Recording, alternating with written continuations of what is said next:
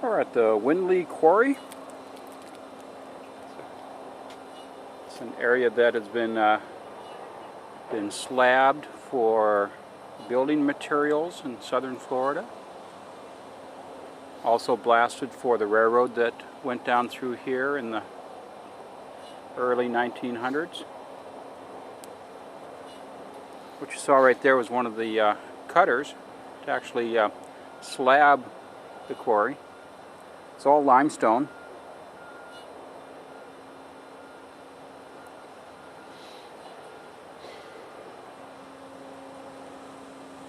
And it looks like they just slab it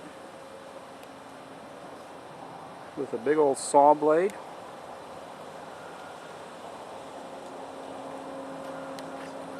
Run on a track.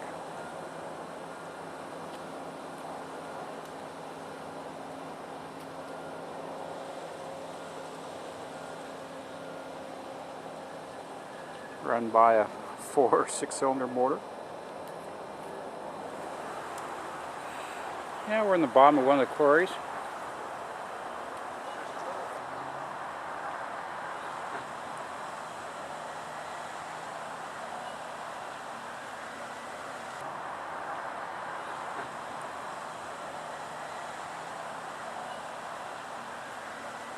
All this was coral that was under the ocean. Vertical lines are from the chisels that they use to chisel off this portion of the quarry. And just a little portion of the petrified coral that you're seeing. Made up of all little sea animals, or the skeletons of sea animals. And even though it's dead coral, still has lots of life to it in the form of wildlife. Little lizard went running up the wall. This is his home. And a lot of intricate patterns. All different types of sea animals. Different types of coral. And here are all the cut marks where they actually cut the coral. 2 different directions. Slab it one way, slab it the other direction, and take it out in chunks.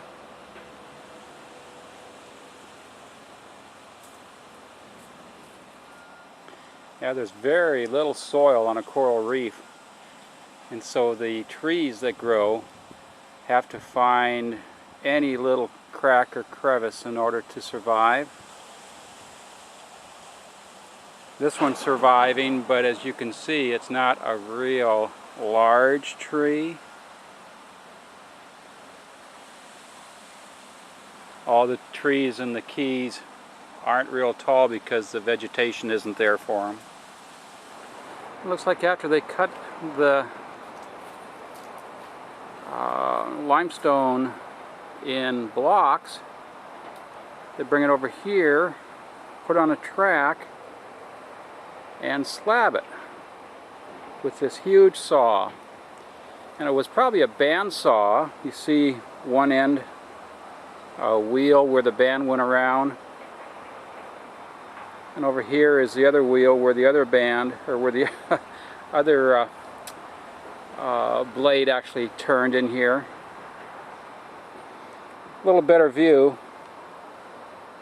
If you can just imagine a saw blade connected by both of these wheels, one on one side, one on another, being run and probably gravity fed, because they put this whole apparatus up high and then set it on the top of the slab and then let gravity and the friction of the blade cut right through And this is what the finished rock looks like once it's all cut and polished, slabbed into smaller sections, thinner sections, and used for decorative places on buildings. This one happens to be on the corners of the visitor center.